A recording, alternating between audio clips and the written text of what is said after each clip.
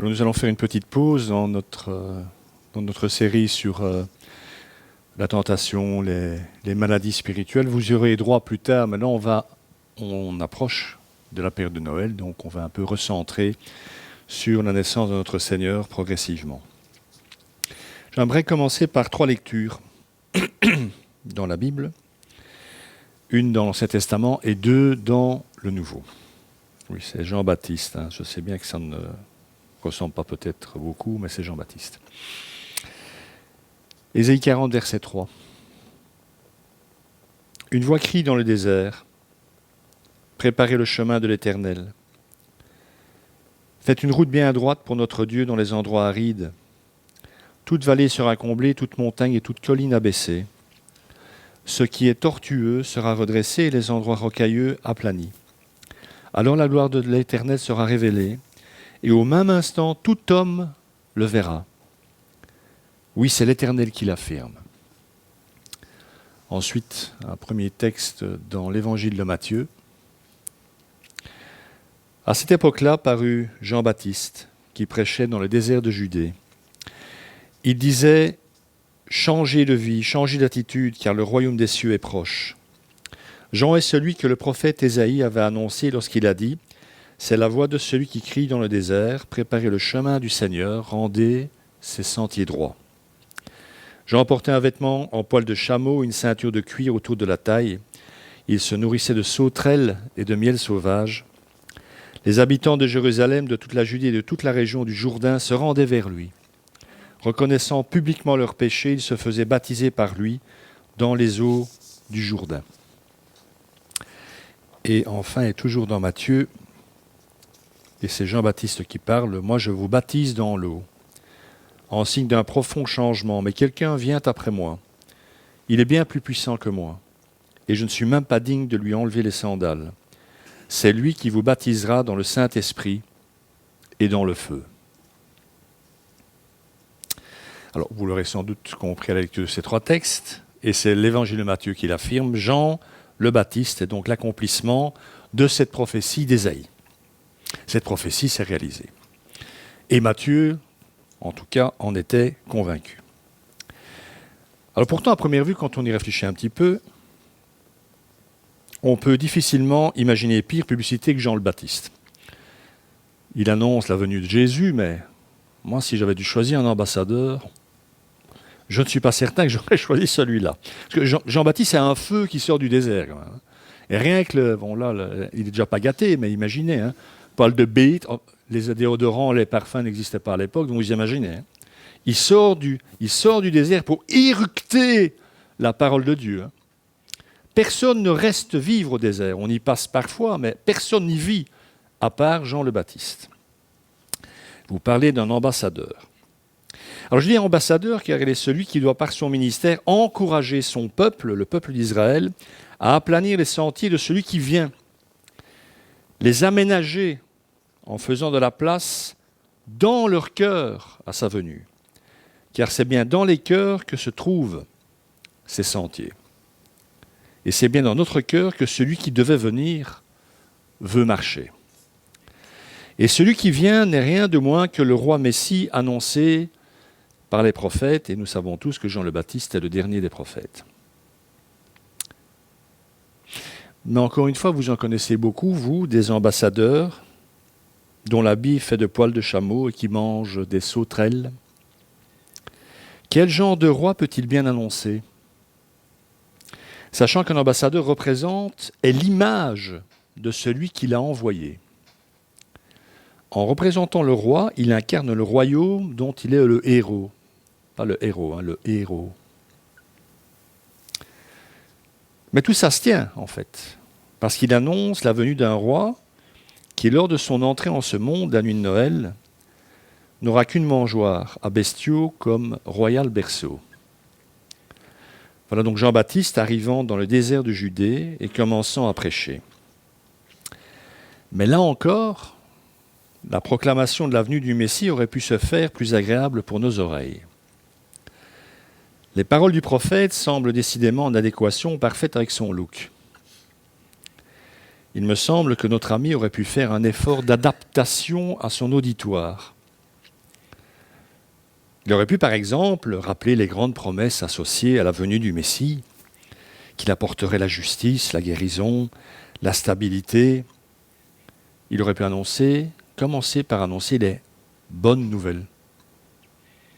Il va choisir une voie toute différente. Changer, car le royaume des cieux est proche. Par l'utilisation que fait Matthieu de la citation d'Ésaïe, nous voyons que Jean le Baptiste reprend des mots familiers et faisant autorité pour rappeler à ses auditeurs de préparer le chemin ou faire des sentiers droits pour le Seigneur. Mais tout de même, ce message est fort direct. Jean commence par ce qui pourrait vraiment être considéré comme la mauvaise nouvelle. Il leur dit qu'ils doivent changer. Il nous dit que nous devons changer. Et aussi étrange que cela puisse paraître, beaucoup écoutent, ça marche. Après tout, c'est peut-être cela que le monde a besoin d'entendre. Son besoin de changer en profondeur. Posons-nous néanmoins la question dans le contexte de l'époque pour tenter de comprendre son succès. Comment cet étrange personnage a-t-il eu tant de succès dans son ministère ? Comment a-t-il fait pour être suivi par autant de disciples ? Alors c'est Matthieu qui nous donne des indices. En effet, il nous offre une description ciblée et très précise de Jean, et chaque détail compte, car chaque détail est porteur de sens pour les Juifs. Son habit, tout d'abord, qui, je l'ai dit, peut surprendre, en tout cas nous surprendre nous. Mais pas ces auditeurs juifs, qui eux sont en terrain de connaissance. Ça leur parle, ces poils de bête et cette sauterelle. Rappelez-vous, un habit de poil, une ceinture de cuir, ça ne vous rappelle rien, c'est la tenue d'Élie, le plus grand des prophètes de l'Ancienne Alliance. Les sauterelles et le miel, le repas des pauvres. Tout Israël savait que c'était ce que mangeaient les pauvres. Matthieu présente Jean à la manière des prophètes d'autrefois. Il le présente comme un homme de Dieu faisant autorité et annonçant la parole du Seigneur, car il en est véritablement porteur. Je rappelle quand même que cela faisait 400 ans que Dieu se taisait. 400 ans que le Seigneur n'avait plus donné de prophète à son peuple. Et je vais citer le dernier des prophètes que nous possédons, en tout cas dans notre Ancien Testament. L'Ancien Testament se termine par le livre de Malachie. Souvenez-vous de la loi de mon serviteur Moïse, je lui ai donné en règle pour tout Israël des prescriptions et des règles. Je vous enverrai le prophète Élie avant que n'arrive le jour de l'Éternel, ce jour grand et redoutable. Il ramènera le cœur des pères vers leurs enfants et le cœur des enfants vers leurs pères, de peur que je ne vienne frapper le pays de destruction. La deuxième partie de cette prophétie est reprise mot pour mot, si vous vous rappelez un petit peu, par l'ange qui annonce la naissance de Jean le Baptiste à son papa Zacharie dans le temple, tout en ajoutant une petite précision ne se trouvant pas dans la prophétie de Malachie, et ça, elle se trouve en Luc. Il marchera devant Dieu avec l'esprit et la puissance d'Élie pour amener les cœurs des pères vers leurs enfants et les rebelles à la sagesse des justes afin de préparer pour le Seigneur un peuple bien disposé. Ça, c'est la rajoute. Il marchera devant Dieu, autrement dit pour lui ouvrir la voie, avec l'esprit et la puissance d'Élie. On nous dit donc qui est Jean-Baptiste ? Il est un nouvel Élie. Et quelle est sa mission ? Préparer pour le Seigneur un peuple bien disposé, un peuple avec un cœur prêt à entendre l'Évangile, à recevoir le Messie. Et le peuple vient en foule vers Jean pour être baptisé. Il semble donc bien que Jean ait été et ait joué son rôle de précurseur. Alors, le baptême dont il est question ici a souvent créé des polémiques. Quel style de baptême ? Quelle signification ? Quel sens ? En fait, Matthieu nous dit que c'est une purification rituelle symbolisant la repentance. Je dis bien symbolisant la repentance. La prise de conscience qu'il existe un Dieu et que nous, les hommes, sommes pécheurs devant lui, que nous ne sommes plus des hommes selon son cœur, que nous sommes perdus et avons besoin d'être sauvés, guéris, et que nous devons nous préparer à la venue de celui grâce à qui nous pourrons être lavés, purifié, sanctifié, pardonné, changé. Mais il y a ici plus qu'un peu d'eau versée, la conviction de demander pardon et de repartir à zéro. Parce que tous les jours, surtout le 1er janvier, il y a des gens qui disent « je vais prendre de bonnes résolutions et je vais changer ». Combien de jours ça dure? Je dis des jours, parce que des mois, c'est déjà beaucoup plus rare. Le baptême de Jean est un signe annonciateur de quelque chose de plus grand à venir. Il s'agit d'une purification plus efficace que celle du baptême de Jean, parce que cette purification sera permanente. Cette purification, c'est celle qu'apportera Jésus. Car lui viendra non pas avec un peu d'eau, fut-elle celle du Jourdain, mais avec le Saint-Esprit et le feu. Les métaphores employées par Jean dans la suite de ses explications sur le ministère de celui qui vient nous aident à comprendre ce que signifie ce baptême d'esprit et de feu, parce que c'est tout de même une expression un peu étrange, baptisé d'esprit et de feu. Alors cette purification s'opère en partie par la séparation de ce qui est bon de ce qui est mauvais. Et c'est Jésus qui nous le dit toujours dans l'évangile de Matthieu, au travers de cette parole de Jean-Baptiste.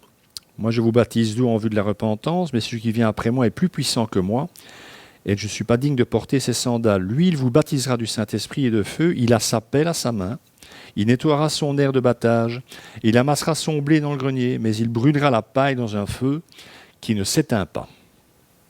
Là, on a l'explication. Si, mais que je vais quand même devoir expliquer. Les pasteurs, ils passent leur vie à expliquer ce que Jésus a expliqué. Je n'irai pas jusqu'à dire que notre Seigneur est incompréhensible, mais bon. Jean utilise ici, vous l'aurez remarqué, une image agricole qui apparaît déjà dans l'Ancien Testament. Donc ce processus qu'il décrit est bien connu de son auditoire. Les agriculteurs de l'époque utilisaient une pelle à vanner pour jeter le grain en l'air. Les parties lourdes et comestibles tombaient sur le sol, mais la balle, plus légère, était en principe emportée par le vent. Ils devaient déjà plus s'en occuper. Et la paille qui restait après cela, le fermier la séparait et la brûlait. Alors, l'interprétation habituelle, très répandue dans le protestantisme de ce texte, c'est que Jésus parle de la séparation qu'il fera entre les bons et les méchants, entre ceux qui sont en lui, qui le recevront lui, et ceux qui ne le recevront pas. Vous me suivez? Le seul problème quand vous analysez précisément ce texte, cette lecture ne s'impose absolument pas. Cette séparation, ça c'est mon avis, et je le partage, comme disait Dupont, cette séparation, elle est à l'intérieur de l'homme. Ce que Jésus nous dit, c'est qu'il séparera au bout du compte, chez tous les hommes, le bien du mal. Il extirpera le mal du cœur des hommes. J'en veux pour preuve, et ça m'est tombé sur la cafetière il n'y a pas si longtemps que ça, c'est que ce feu dont il parle, c'est d'abord et toujours dans la Bible le symbole de la présence de Dieu. L'auteur de l'Épître aux Hébreux dit par exemple que notre Dieu est un feu dévorant. C'est un feu qui dévore. Alors ça fait peur cette image. Arrêtez d'avoir peur. Où se trouve la première apparition d'un feu en lien avec Dieu? Dans le livre de l'Exode. Quand Moïse s'entend appeler par son nom et qui tombe devant un arbrisseau qui est en train de brûler, mais qui ne se consume pas. Quel est donc ce feu éternel qui ne s'éteint pas, qui consume sans détruire? C'est l'amour de Dieu. Il va être content d'être venu. Mais vraiment. Donc la première séparation dont parle Jésus, c'est ça.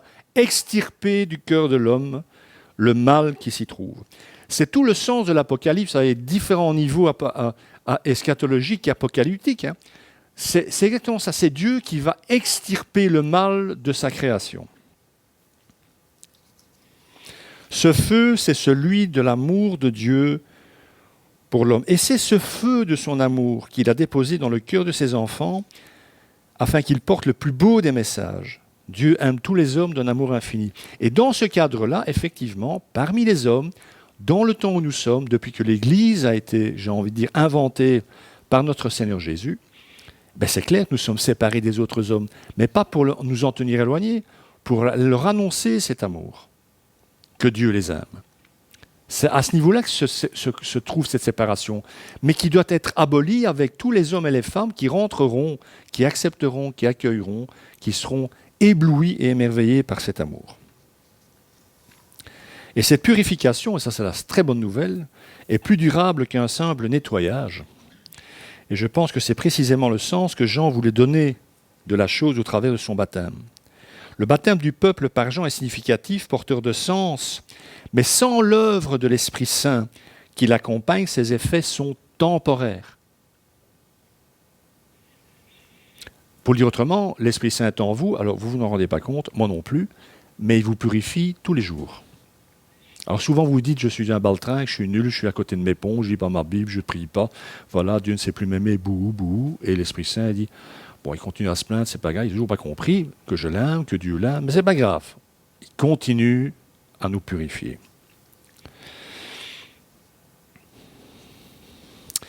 Parce que demander pardon à Dieu, c'est ce que faisaient les Juifs en prenant le baptême de Jean, demander pardon à Dieu sans avoir été poussé par l'Esprit Saint à le faire, ne revient en fait qu'à être purifié temporairement. C'est toute proportion gardée l'équivalent avec les sacrifices de l'Ancienne Alliance. Le Juif qui mettait tout son cœur dans le sacrifice qu'il apportait à Dieu pour le pardon de ses péchés, et c'est d'ailleurs ce que l'Épître aux Hébreux dit, au moment même, il était soulagé, il se savait pardonner. Combien de temps ? Jusqu'à la première pensée, le premier acte qui sortait de la loi de Dieu, et c'était repatatras, sa conscience l'écrasait à nouveau. Temporaire. Mais la différence, c'est que là, celui qui va régler le problème définitivement, il suit. Il est contemporain de Jean-Baptiste. Les Juifs ne vont plus devoir attendre des siècles avant de voir arriver leur Messie, celui qui va pouvoir régler profondément et définitivement le problème. Pour le dire autrement, si vous voulez vous contenter du baptême de Jean, il va falloir le prendre tous les jours, quoi. Ce n'était pas le but, bien sûr. D'ailleurs, celui-ci n'a de sens que si l'on passe ensuite par le baptême de l'Esprit. D'ailleurs, dans le livre d'Ésaïe, vous vous rappellerez sans doute, quand Paul tombe sur des Samaritains qui croient en Jésus, il dit « Est-ce que vous avez été baptisés ?» Il dit « Oui, du baptême de Jean, du Baptiste. » Et là, Paul dit « Ça ne suffit pas, il va falloir que je vous baptise du Saint-Esprit. » Donc le baptême de Jean fait partie de la conversion, structurellement parlant, en ce qu'il symbolise, je l'ai dit, la repentance. Et en ce sens, avec les pères de l'Église, nous pouvons dire que l'eau de ce baptême, pour nous, aujourd'hui, est celle de nos larmes qui accompagnent toute repentance véritable. On vit encore ce baptême quand on pleure devant Dieu sur son péché, quand il lui demande pardon, quand les larmes viennent. Je vous conseille, si ça vous intéresse, la place des larmes dans la purification, je vous conseille le chapitre 6 du livre de Jean Climac, L'échelle sainte. Lisez pas les 5 premiers chapitres, vous allez passer à travers votre chaise, ça ne sert à rien. Mais le chapitre 6 est absolument magnifique, où Jean Climac explique le sens des larmes. Pour changer véritablement de vie, il faut donc plus qu'un peu d'eau et la prise de conscience passagère que l'on a mal agi. Il faut l'action de l'esprit, nous convainquant que nous sommes malades, que c'est un état évolutif, mais que nous pouvons en être pardonnés définitivement.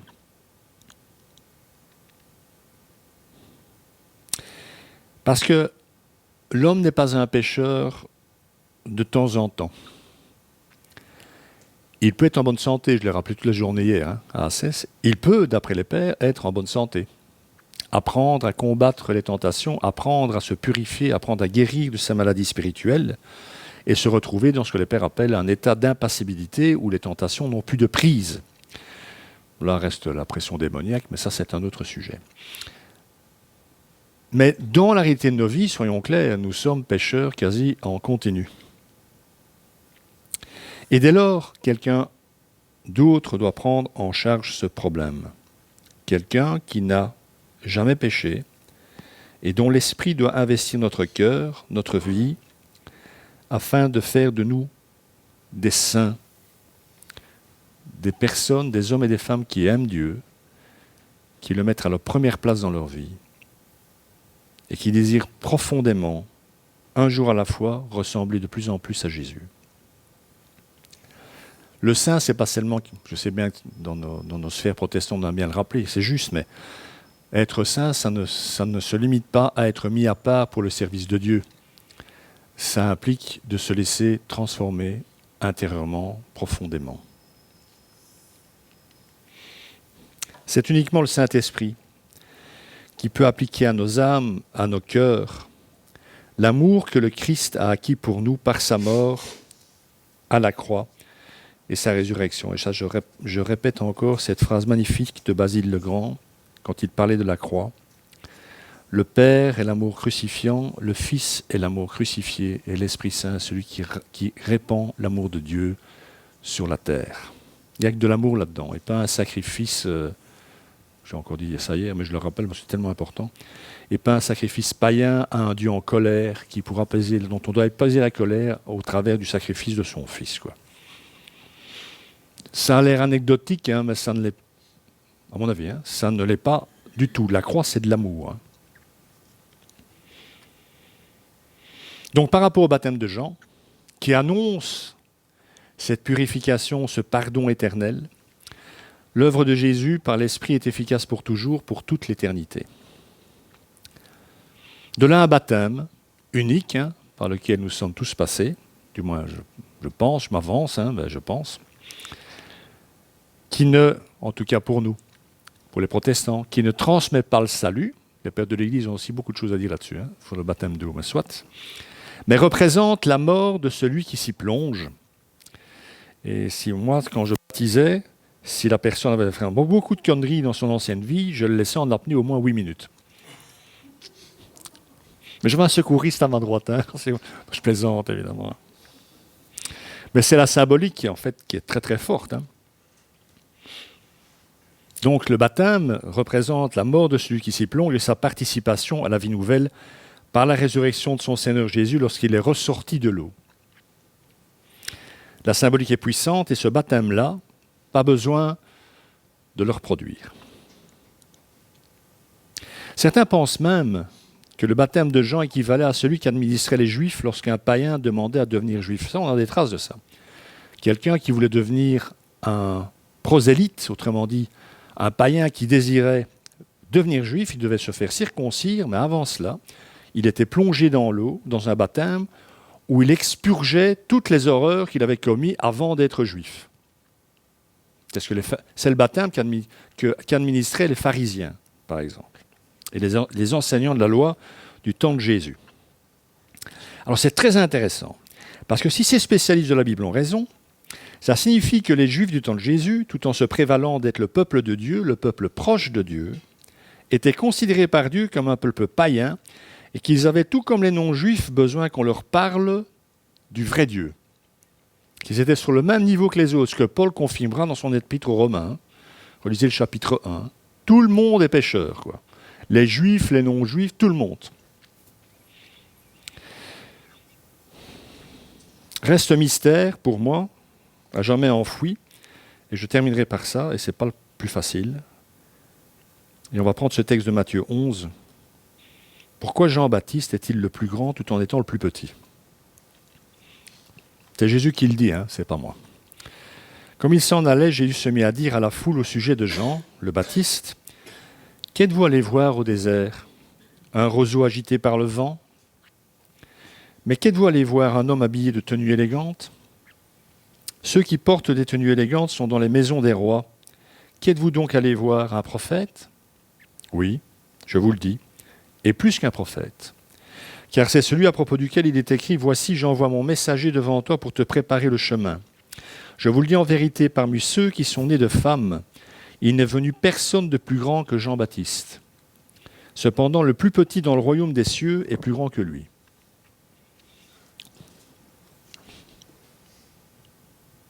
Oui, je me gratte la tête, c'est symbolique aussi ça. En quoi est-ce que Jean est le plus grand ? Posons-nous la question. Bien, je vous donne mon avis. Pour moi, Jean est le plus grand par son courage, et c'est un peu ce que dit Jésus, et sa fidélité, car il n'était justement pas un roseau agité par le vent. Là, la symbolique, c'est que le roseau, il bouge dans tous les sens, suivant que le vent tourne d'un côté ou de l'autre. Signe d'inconstance. Jean-Baptiste, il ne bouge pas d'un millimètre. Il n'était pas un homme, justement, dans le vent, se pliant aux caprices de ses interlocuteurs, à la mode du temps, courtisant et recherchant les hommes et les bonnes grâces des hommes puissants, c'est-à-dire un homme inconstant, faible, flatteur. C'était un prophète inflexible, fidèle à sa mission. Et Jésus a peut-être à l'esprit, quand il dit cela, tous les faux prophètes de l'Ancien Testament, qui pour flatter les rois d'Israël et de Juda, disaient « Ouais, tout va bien aller, sire », alors que Dieu avait dit exactement le contraire. Il est aussi plus grand par son austérité, contrairement à ceux qui portent des habits précieux et recherchent le confort des maisons des rois. Je l'ai dit, il habitait le désert, la terre aride, lieu d'essentialité où ne survivent que ceux que Dieu a appelés à la rencontre. Les seuls qui survivent dans le désert, c'est ceux qui y sont parce que Dieu les y a appelés. N'essayez pas de le faire. Il est le plus grand par sa position de précurseur annoncée par Malachie. Jean-Baptiste est en fait très grand, car il est sur le seuil du royaume. Il annonce la venue du royaume en la personne de son roi. Il est plus grand que ses prédécesseurs qui n'ont salué le roi et le règne que de loin, comme l'ont fait tous les prophètes. Alors que lui a vu le Messie, il a pu le désigner à ses disciples, il a pu le montrer du doigt. C'est lui, le roi qui vient. Alors je ne sais pas vous, mais moi je me sens tellement petit face à Jean-Baptiste. Et pourtant Jésus dit qu'il est plus petit que moi. Il est plus petit que vous. Plus petit que le plus petit dans le royaume des dieux. Mais enfin, comment c'est possible ça ? Objectivement, quand vous voyez, Jean-Baptiste, moi je ne suis même pas digne d'être à côté de lui. C'est une folie furieuse, ce que dit Jésus, non ? Je pense que c'est l'apôtre Jean qui nous offre la réponse. On va prendre ce texte. Mais à tous ceux qui l'ont accepté, la lumière qui vient dans le monde, c'est-à-dire Jésus, à ceux qui croient en son nom, elle a donné le droit de devenir enfants de Dieu, puisqu'ils sont nés non du fait de la nature, ni par une volonté humaine, ni par la volonté d'un mari, mais qu'ils sont nés de Dieu. Alors tous ceux qui font partie du royaume de Dieu, tous les enfants de Dieu, sont nés non par une naissance naturelle, ni sous l'impulsion d'un désir sexuel. En fait, c'est ce que dit Jean, ce qui est souvent le cas. Vous pouvez faire un bébé par accident parce que vous avez sauté sur votre femme. Parce que nous ne sommes parfois que ça au départ, le résultat d'une pulsion, ou encore par la volonté de parents qui ont pris la décision de nous avoir. Mais c'est en fait, ce que Jean dit, c'est que c'est Dieu qui a pris la décision de nous mettre au monde. Si vous n'étiez pas né naturellement, vous ne serez pas né spirituellement. Je pense que vous avez bien compris ça. Mais même si nos parents ont décidé de nous avoir, de nous mettre au monde, Jean dit, en fait, c'est Dieu qui a décidé de vous mettre au monde. C'est lui qui a décidé de votre naissance. Et c'est ce que Jésus dira à Nicodème dans sa rencontre dans l'évangile de Jean, chapitre 3. Ce ne sont pas vos parents, car il fallait que vous naissiez de l'Esprit Saint. Nous sommes ses fils et ses filles nés de sa volonté avant même d'être les enfants de nos parents. Ça, c'est quand même extraordinairement fort. Nous sommes les enfants du saint désir de l'amour de Dieu. Dieu nous a désirés. Nous sommes les enfants d'un amour éternel. Il y a donc, et il faut le comprendre, une nette distinction entre l'ère avant la venue de Jésus et celle inaugurée par lui.